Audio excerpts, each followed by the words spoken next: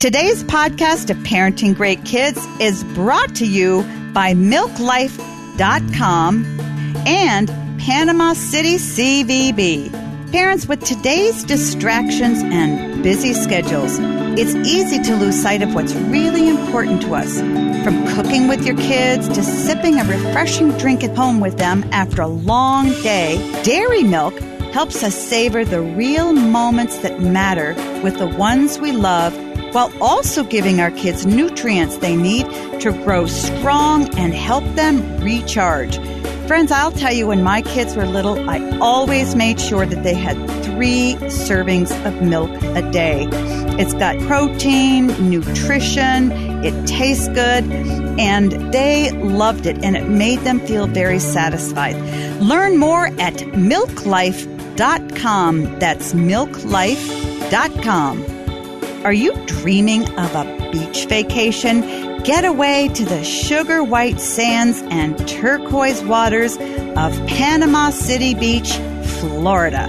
You'll discover endless family fun, heart-pounding thrills, eco-adventure, and romance. So, make it memorable. Make it yours at Panama City Beach, the real fun beach. Plan your escape today at visitpanamacitybeach.com. Hey everyone, producer Mike here for the Parenting Great Kids podcast. I wanted to let everyone know that Dr. Meg Meeker is doing a Facebook Live on healthy marriages and co-parenting this Wednesday, February the 27th at 7 p.m. Eastern Time. Be sure to check out the link in her bio so you can send in your questions ahead of time. For 30 plus years, I've seen every type of child grow up. Instead of giving me what I wanted, she gave me what I needed, which was truth. Don't let emotions win. Let truth win.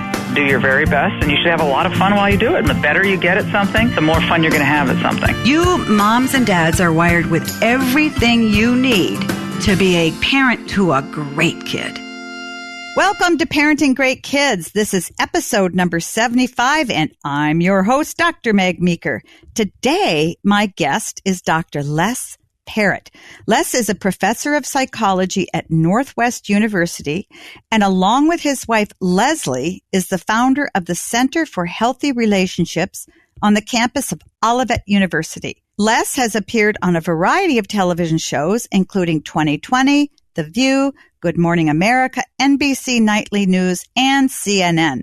Dr. Parrott is a frequent motivational speaker to Fortune 500 companies and conducts relationship seminars around the U.S., often with his wife, Leslie. He is a best-selling author, and he's written more than 50 books that include everything from graduate textbooks to children's books. As always in the podcast, I'll share my points to ponder so you can start using them right away. And parents, as a reminder, don't just download the episodes, click the subscribe button. When you do that, you're joining my parenting revolution, and every new episode will show up in your subscribed list. You won't regret it. And remember, I'd love for you to write a review on iTunes and let us know what you think. Not only are we on iTunes, but the Parenting Great Kids podcast is also now available in the Google Play Store and on Stitcher. So no matter where you get your podcasts, subscribe today. So parents, thanks for listening. This is episode number 75. Stay with us. I want you now to listen in on a conversation I had with Dr. Les Parrott. I know you're going to enjoy it. I am at SMART Conference, Dave Ramsey's SMART Conference in Kansas City. So if you hear some background noise, that's why you're hearing the background noise. And I am talking today with Dr. Les Parrott, author, extraordinary and very brilliant man. He just wrote a brand new book, Love Like That, 5 Relationship Secrets from Jesus. He is a marriage expert, and even though he's not parenting, marriage has a huge impact on parenting. So thanks for being on, Les. Absolutely. Now, as a marriage person, you know, marriage has a huge impact on kids. You and I both know that. But talk about why it's important for parents to work hard on their relationship and the impact it has on kids. Yeah, I think it might have been Charlie Shedd that first said this many, many years ago. But the most important single gift you will ever give to your children is the health of your relationship as a husband and wife. Why? Because that is a model for them for the rest of their days. And as a college professor, as a psychologist, I see it all the time, particularly with college-age students that come from a home where mom and dad didn't hold it together. And there's some repair work, internal repair work that has to be done for them to feel like they can enter a relationship that is for lifelong love. So that is kind of the basic, right? I mean, if you're looking for the reason to invest in your relationship or looking for a relationship that will impact your kids, you can't find one that's more important than that, for sure. And then the other thing is, it's almost, I often say it's like someday your child is going to grow up and take an emotional tour through your home. And they're going to recall things that were said around that kitchen table. They're going to recall things that were said out in the backyard or done or modeled or what have you. And that home that you're creating and evolving with that child is really their university of relationships. They're learning more from watching you and just being around you guys than they'll learn from any seminar or any book the rest of their days. And so that's why it's important that you guys have a healthy relationship, because it's going to impact the health of your child's relationships too. You know, one of the things that I see and you see too is that parents, particularly in the past 15 years, have gotten very enthusiastic, that's not a strong enough word, for signing their kids up for a lot of stuff that they believe is going to enrich their lives. Yeah. And it seems to me that sometimes parents spend too much energy or a disproportionate amount of energy trying to get their kids different places than they do on their marriage. So what do you say to parents who are exhausted because they're running their kids everywhere? Well, that is an incredible problem for a lot of parents these days, because we, FOMO, right? We don't want our kids to miss out on something. So they need to do soccer, and they need to do Little League, and they need to do drama, and they need to do ballet, and the list goes on and on and on. And so once you decide what is most important for you guys, and this is always what I recommend when working with the family, is that you choose the areas that you feel like are most enjoyable, most beneficial, and don't feel like you have to conquer the world together and do every last thing. And most importantly, that as you're, serving as a chauffeur and a taxi cab for your kids, that you carve out time for yourselves too. And this is the biggest challenge, because most mom and dads give each other the leftover time, right? And they give everybody else the best time, and then they have very little for each other. And so the research shows that something as simple as a date night, which everybody has heard before, when you do that and you carve out even if it's once a month, let's back up. Maybe it doesn't need to be once a week. Once a month, okay? But it's intentional, and this is the key here. It's intentional, and it is novel, and you can underscore the word novel. Going out to dinner and a movie, fantastic. Nothing wrong with that. But the research shows that when you go on a date where you're doing something that you haven't done before, that's when all these neurochemicals begin to shower your brain and your system with the kind of energy and emotion that you had when you were first dating. And one fascinating study, Meg, you'll appreciate this, I think. It was so interesting, and I could talk all day about this because it's just so fascinating. But one study that stands out involved a group of couples that went on their typical date, whatever that might be, their favorite restaurant, walk along the whatever. And then another group, they had a pre-programmed thing that they didn't know what it was going to be until they showed up, and they had a little bit of food and some snacks. But then they had these Velcro bands, and they were attached at the wrist and at the knee and at the ankle. And they had to go through an obstacle course. You mean the husband and wife? The husband and wife, yes. And they didn't know this, all right? And so they were going to go through this obstacle course, and they got to do it 2 or 3 times to see if they could improve their score and how they stood up against other couples. And there was some competition, friendly competition involved and so forth. And then at the end of that, they measured cortisol levels. They measured all kinds of things, blood pressure. They measured, obviously, self-report on emotions and all that kind of stuff. And the couples that went out to their usual date, they were happy. They were fun. But the couples that were doing this novel thing, they couldn't stop talking. Could you believe it? Remember when we crawled through that tunnel? I thought you were going to get lost back there, blah, blah, blah, blah. And there's just all this new energy and it's not because it's a physical activity, it's because it's something they're not used to doing. Right. And that brings them back to those. And these are couples who've been married 20 years that are having that. And so the love chemistry, help me with the neurochemical. Serotonin, dopamine, norepinephrine. All that good stuff just showers the brain, and man, that's what you want in your marriage. Yeah. That's what makes intimacy. That's that thing that makes you feel like you get me and I get you, like nobody else on the planet. Yeah. And I think sometimes, and I tell parents with kids there, to do an activity that's cooperative, where you depend on each other to get something done. And maybe there's a little bit of outside pressure. Yeah. You know, you and I were talking before, I just went on a mountain biking ride with my husband. I'm not a mountain biker. I hate it. It's terrifying for me. Yeah.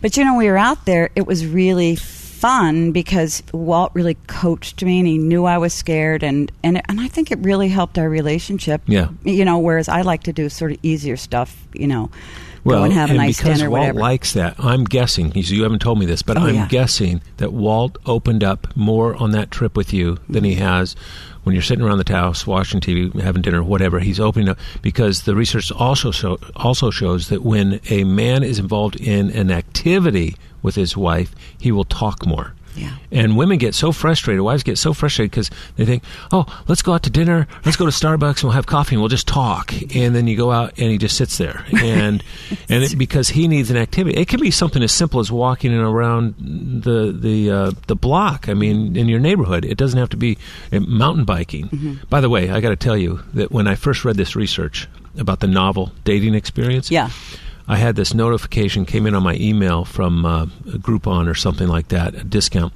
And we live in Seattle, and it was a discount to get trapeze lessons. And on impulse, I just thought, okay, why not? I bought them. Didn't ask Leslie. I just bought them. And it was my turn to kind of be in charge of the date night that month. Did you warn her? And I gave her like a couple days' notice. I said, hey, just so you know, on Thursday we're going to go get trapeze lessons. She said, no, we're not. I said, yeah, we are. Yeah. I said, I already spent the money, so we're going to take advantage of this. And so she kind of went reluctantly, but we did it, and she's not big on heights and all that kind of thing. But I'm telling you, it was the same experience of that experiment I just described. We couldn't stop talking. It was so fun. We went out to dinner afterwards, and we're laughing our heads off. It was just, such a fun and memorable thing. We're never going to do it again, but we did it that one time. But that's really good. And the other thing is, I think to go off and laugh with your spouse too is really important. And one thing I found on our you're absolutely right with Walt and the biking trip. He talked and talked and talked, and I thought, who are you? Yeah. But I do think that men bond with women better through activity and women through talking. You've talked about that. Without a doubt. That's not a hunch. That's what we know from research, is for sure. Yeah. So talk to the parent who, and I think mothers are particularly guilty of this, we put everything we have into our kids. And like you said, husbands get the leftovers. I led the pack with that. I totally get what, you're talking about. What are some simple ways that moms can learn to dial back and improve their marriages? Because like you said, at some point you're going to take did you say a walk through your childhood, or an emotional tour your family of origin? And the thing that we remember is not the soccer games and the ballet lessons. It's conversations we either heard our parents making or so talk to the mom out there who's really struggling with investing too much in her kids, maybe has some animosity towards her husband because kids are a big stress on a marriage. How does she plow through that and figure out a way to say, okay, even though I have some bad feelings, I'm going to put some effort into this marriage. Because she's so invested in her kids, and it feels like she's taking time away from them when she's with her husband on a date or whatever. Exactly. Well, here's the thing. A couple of thoughts. One is when you're in a particular situation, you need to be all in. In other words, you got to be fully present in that moment for that moment to matter. That's when you're with your kids, you're all in there, and when you're with your husband, you're all in there. So what does that mean in practical terms? Well, maybe that means you don't talk about the kids when you're on your date night. Mm-hmm. It could be a simple, kind of setting some guidelines and boundaries around that. You don't have to be legalistic about it, but, it's you don't want a date night where you go out and you're checking your phone every 15 minutes. Are the kids okay? Let's call the babysitter, whatever it is. You want to be fully present and enjoy each other's company the way you used to before the kids were around. So that's one thing. And then another thing is to be intentional with something that you can do that is truly investing in your relationship.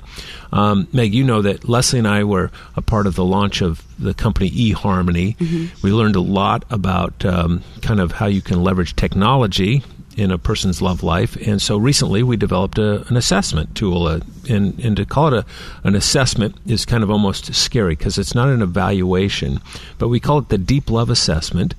And a husband and wife goes online, each separately, and in 10 or 15 minutes they answer a few questions, and they get this 10-page fun report. And I know some of our listeners are going, well, that's the last thing I want right now is a report on my relationship. Yeah. And it's not that kind of a report. There's no evaluation. There's no grading. You don't pass, fail. It's really a customized roadmap for lifelong love. Mm-hmm. And we package it with a little, it's all online, but a little downloadable action plan that is 4 dates. There are 4 intentional dates where you unpack a couple of the pages of the report.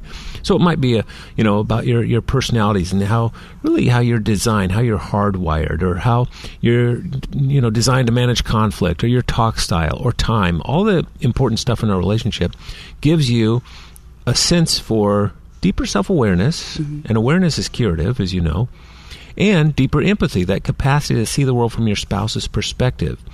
And so if there's anything I could give any of our husbands and wives that are listening right now, I wish I could bundle it up and give it to them, a box of empathy, that capacity to see the world and put yourself in each other's shoes.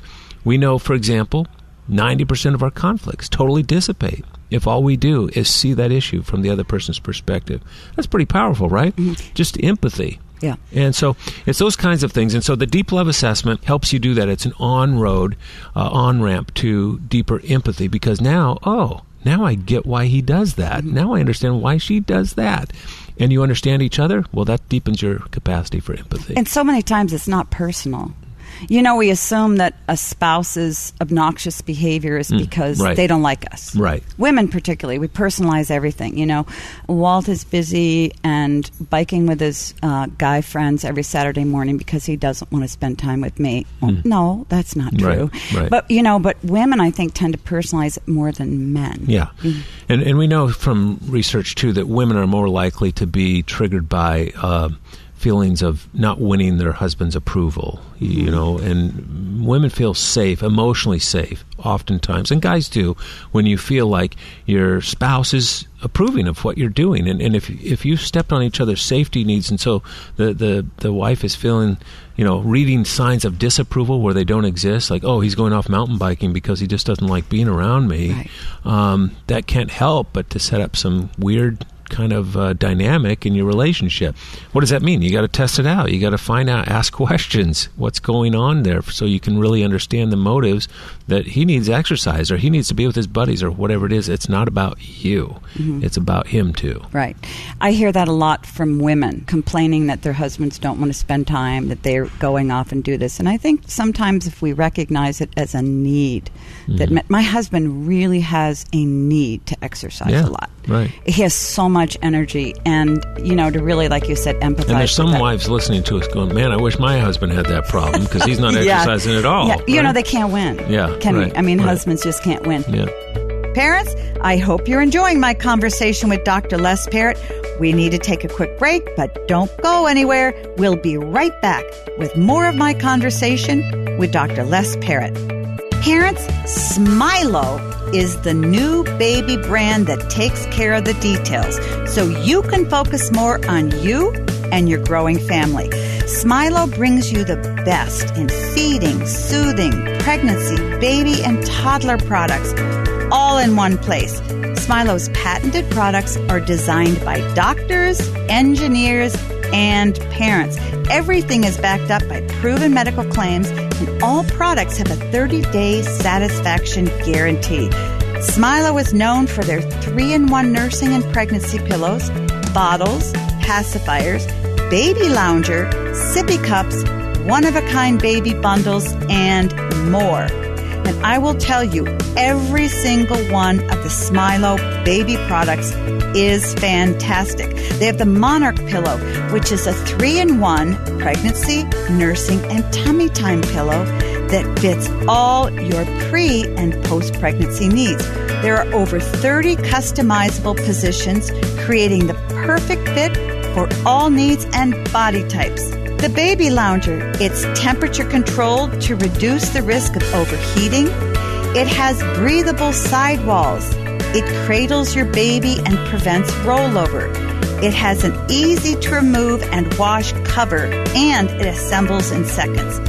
Their bottles are anti-colic, and the More Like Mom milk duct makes it easier for baby to latch and reduces air intake. Fluid transmits to baby just like breastfeeding. It has leak-resistant venting, and it's easy to travel with and prevents leaks in your diaper bag.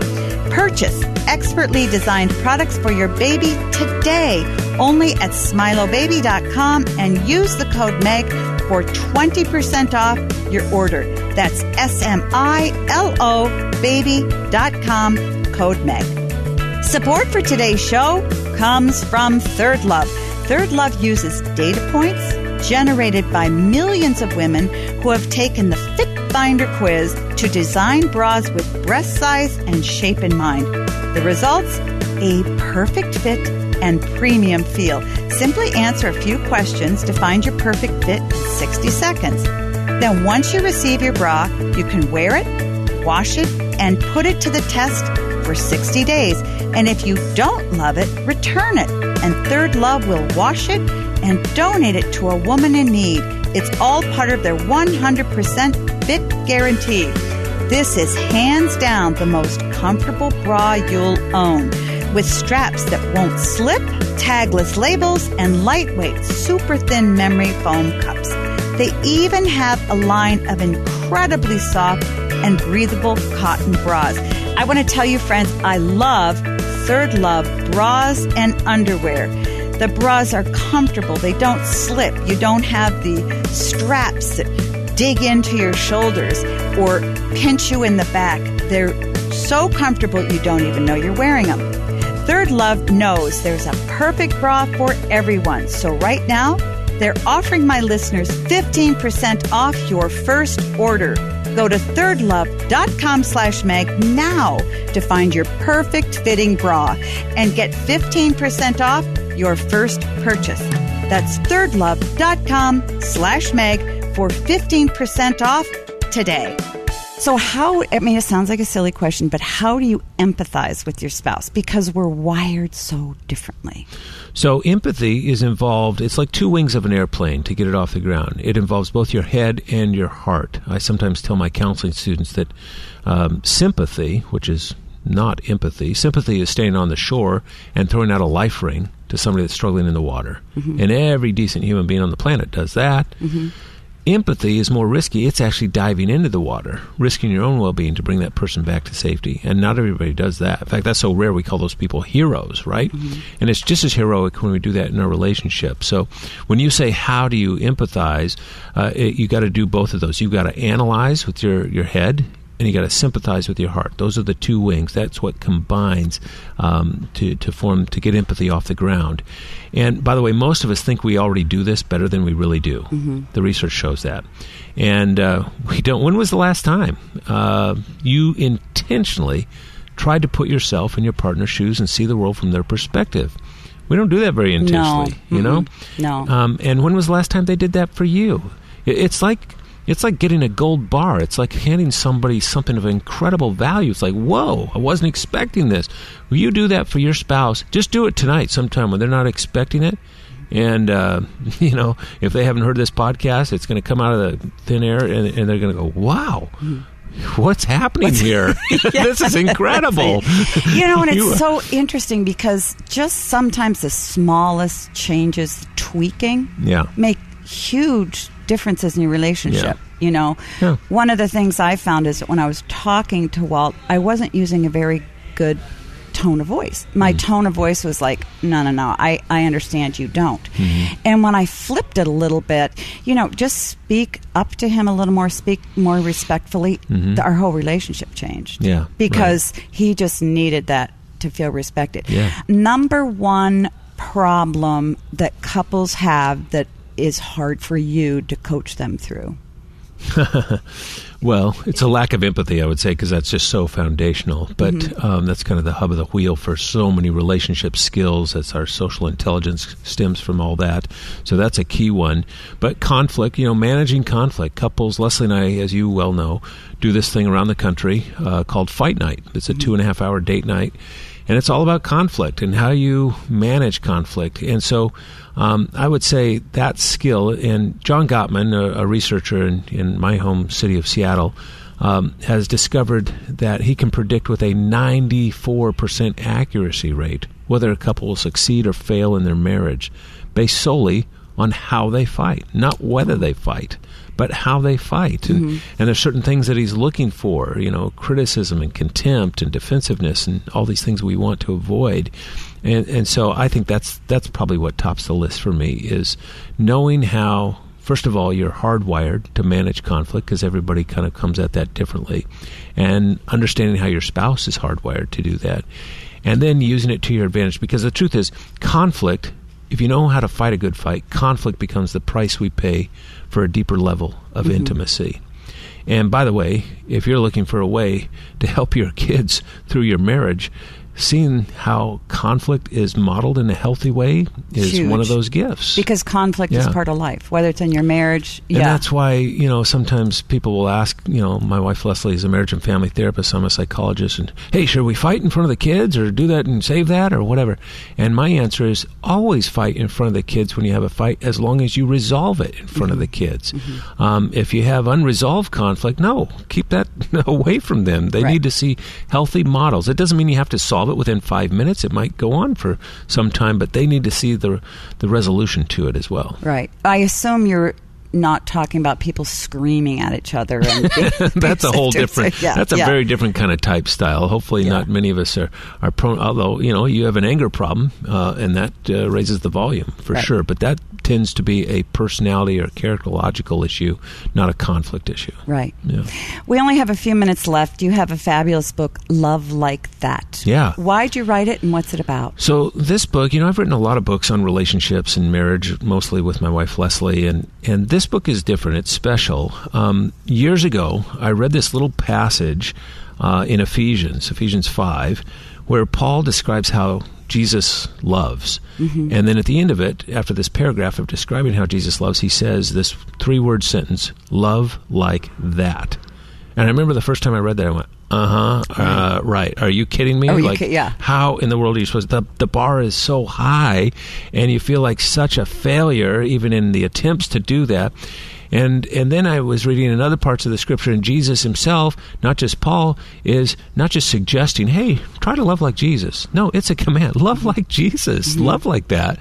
How do you do that? And it really set me off on a personal quest, and I studied it from every angle. And I wasn't looking for the theology. I wasn't looking for the philosophy of it. I was looking for practical steps as a psychologist, interpersonal relationship steps. How do you do that? And so that's really what this book is. If you'll indulge me, I'm going to read like the first 4 sentences out of this book. It kind of identifies, this is how I start the book. I'm not a soft-hearted poet. I'm not a people-pleasing idealist. I live with full-throttle ambition and no shortage of self-interest. I'm impatient and sometimes insecure. I jockey for position, and I like exclusive privileges. I can be judgmental, insensitive, petty, and resentful. Oh, and I can be cheap and stingy. But I want to love like Jesus. If you identify with that, you'll identify with this book, because this is not pie in the sky. This isn't something that's relegated to, saints and monks that live in a cave someplace. This is for real life. How do we love like Jesus? And so I found 5 things at the intersection of the teachings of Jesus as well as the salient life experiences of Jesus. Usually the teaching came in the form of a parable, and the life experience was something that was dramatic, that you couldn't help but to want to understand what just happened here. I mean, this was incredible, right? And so some of them are counterintuitive, but all 5 are doable. I'll just list them in case listeners are interested. The first is to be mindful. If you want to love like Jesus, you've got to see what other people don't see. And this is true with your kids, in your parenting. This is true in your marriage relationship, work relationship, strangers. It doesn't matter. If you want to love like Jesus, you've got to have this mindful attitude that is able to see something that nobody else is seeing in that person. Exactly. So to see something in your kids they don't see. Yeah. That means that something the scout leader doesn't see, and the teacher and the coach and nobody else is seeing. When you see that in your kid and you can begin to express that to your child, good night. It opens up their spirit like nothing else. That's love, right? The second one is being approachable, and I won't take the time to unpack all these. Graceful. That is realizing that the people that, if you want to love like Jesus, you can't just give it to people that deserve it, right? And that's the tough one. That is really tough. Because sometimes it feels like that 15-year-old sitting across the table from you doesn't deserve this kind of love right now, right? You want to show them the door. That's right. Right. The fourth one is bold, and the last one is self-giving. Ultimately, if you want to love like Jesus, it comes down to realizing that you give your life away. That doesn't mean you become a doormat. And that was my biggest fear, by the way, writing this book. I thought, I'm going to discover I can't get any of my own needs met. That is not the truth. That is garbage. The very opposite of that is true. But you get to a place where you find meaning and fulfillment and fun. Yeah, fun in meeting other people's needs. And so I have a whole chapter on how to do that in really practical terms in all of our relationships. So love like that, is it possible? I believe it is more than ever. I think you really can put the principles of loving like Jesus, walking the extra mile, turning the other cheek, all these things that seem out of reach, they're closer than you might imagine. They feel counterintuitive. Yeah, like absolutely. You said, counterintuitive. And, it's interesting because that is the second command, love thy neighbor. And I think so many times we go around trying to teach people and persuade them and change their behavior and enlighten them. Yeah. When first and foremost we should be loving them, Yeah. but that's so much harder. Well, most of us walk around on this planet going, if people were more like me, this would be a great planet to live on, right? Right. If people out here on this interstate would drive like I drive, man, this would be a great place to drive. If the person on this church board would see it the way I see it, man, this would be a great church, Right. Everything is that compulsive. And so when you begin to take those, I think I've used this with you before in previous interviews, but teenagers, I liken them to wearing mirrored sunglasses with the lenses flipped around. And they look out at the world, and all they can see is a reflection of their own needs. Right. And that's where they should be, developmentally. They need to be there because they're carving out their identity. And that's a serious process. That's one of the biggest tasks in life. Who am I? But you eventually mature out of that to get to a place where you can take the glasses off and be in a social setting and no longer say, hey, how am I doing? But instead, how are you doing? Right. And really mean it. Right. And that's the mark of maturity. And when you latch onto that and look for practical footholds, that's when you really begin to love like that. Yeah. And it's hardest sometimes to love your spouse and love your teenager because there is the biggest conflict. But the thing that really encourages me about all the work that you do in your Symbis and Love Like That and all of the other work you've done is you make people feel you really can do this. And I know there's some people listening who go, if you only knew my marriage or you only knew my kids, you can do that. You can learn to love like Christ loves. Right. You can learn to, even get through a really, really, really painful marriage. Because if you can weather it and get on the other side, that's really when the good stuff starts. Well, I've told my publisher this many times. I'm a pilgrim, not a proclaimer.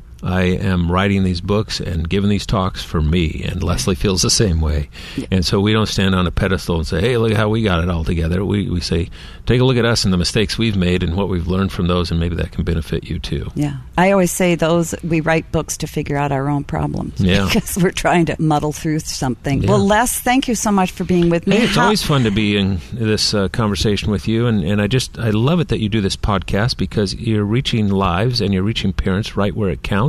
And making a difference, not just for them, but for those little ones and those teenagers that they are living with in those homes. So it's such an honor to be with you today. Well, thank you. And how can people find out more about your work, your books, your programs? Thanks for asking. So the Deep Love Assessment that I mentioned, if people want to take that, it takes 10 minutes, by the way, and you'll get your report within 7 seconds or less. It's boom, it's that fast. Wow. And so they can go to deeplove.com, and then if you want to learn about our speaking calendar and the fight nights and the book, Love Like That, you can go to lesandleslie.com, and we have the same name in case people are confused. I'm Les. I'm actually Leslie and she's Leslie, but to have some individuation, I go by Les. So Les and Leslie, and that word is A-N-D, lesandleslie.com. Awesome. And if you want any advice on being a trapeze artist, you got that on your website too? I've had one lesson, so I'm a real pro, yeah. Yeah. Thank you, Les. This has been a lot of fun. Thanks so much. So here are our points to ponder. 1, work on your marriage. Many parents forget that a healthy marriage gives kids security and a sense of well-being. When parents get along well, kids don't have to worry about them. And believe it or not, kids do worry about their parents. They won't show it or tell you, but they do.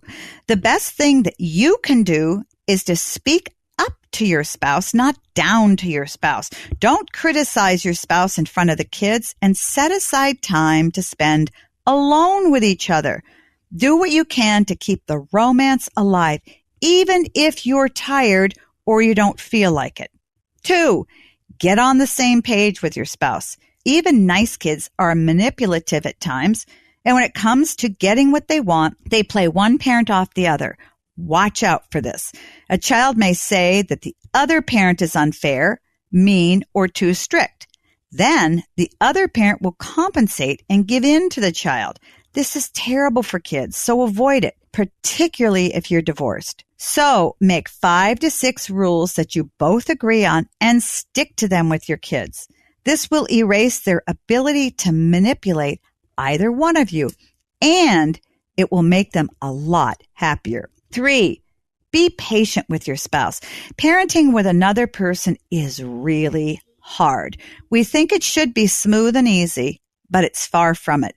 The biggest stressors parents can face, other than money issues, is parenting their kids together.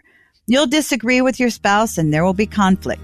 So be patient with your spouse. You're both learning this thing called parenting, and each one of you will make mistakes. If you want him or her to give you grace, you may need to give it first.